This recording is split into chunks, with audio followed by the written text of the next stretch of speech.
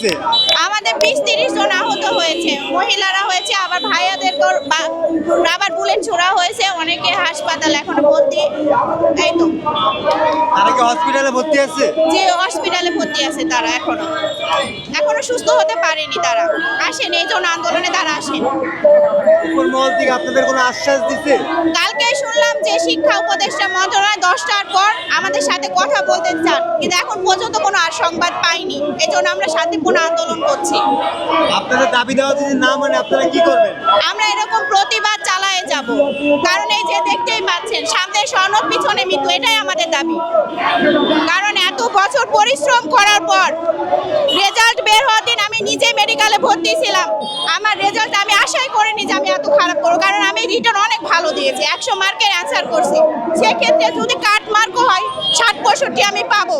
আমি নিজেই অসুস্থ, রেজাল্ট শোনার পর আমি মানসিক ডিপ্রেশনে চলে গেছিলাম। সংসার, বাচ্চা, ছোটখাটো একটা জব করি, শিক্ষকতাই করি, সেই শিক্ষকতা পেশা থেকে কিভাবে তারা 1 মিনিটের ভাবে আমাকে প্রশ্ন করছে, আমি করেছি, বলছে আচ্ছা যান। 1 মিনিটের ভাবে কিভাবে তারা আমাদের মেধা যাচাই করে? আর আপনারা জানেন, বারবার আমরা বলে আসছি, হঠাৎ করে তারা সিলেবাস চেঞ্জ করেছে। 100 মার্কের কোশ্চিনে এতগুলা প্রশ্ন দিছে, 3 ঘন্টা লেখা আমাদের অসম্ভব, তারপর আমরা লিখেছি, আমাদের মেধার পরীক্ষা দিয়েছি। যদি তার ইচ্ছে থাকতো যে না আমরা এত দূর ক্যান্ডিডেট টিকাবো না, তাহলে সে ভাইবা থেকে আউট করে দিতে পারতো। আপনারা অনেকেই জানেন সনদে 40 মার্ক পেয়ে অনেকে পাশ করেছে, যেখানে আমি 100% মার্কের কোশ্চেন অ্যান্সার করছি, কাট মার্ক 60-65 হতেই পারে, সেখানে আমি কেন ফেল করব? আর আমি ভাইবাও তো খারাপ দেইনি, আমি তো ভাইবা ভালো দিছি। জাস্ট তিনি ডাকছেন, প্রশ্ন করছেন, আমরা অ্যান্সার দিছি, পাঠিয়ে দিয়েছেন। এভাবে ভাইবা নিয়ে অনেকে আবার নাম জিজ্ঞেস করে পাঠিয়ে দিয়েছে, অনেকে বিপ্লবে ছিল কিনা তা বলে পাঠিয়ে দিয়েছে। এভাবে তো মেধা যাচাই করা যায় না এভাবে। আর তাছাড়া ভাইবা মার্ক যেটি সনদ উল্লেখ নাই, আমাদের কারো সার্টিফিকেটে প্রবলেম আছে কিনা, অনুপস্থিত কিনা, এগুলো কিন্তু এনটিআর সেটা দেখেন। ওনারা তো এভাবে 1 মিনিটে ভাইবা আমাদের মেধা যাচাই করতে পারেন না। প্রবলেম যাদের থাকবে, আমরা বারবার বলছি, যাদের সার্টিফিকেটের প্রবলেম থাকবে, যারা অনুপস্থিত ছিল, তাদের বাদ দিয়ে আমাদের যেন এই সনদ প্রদান করা হয়, এটাই আমাদের দাবি।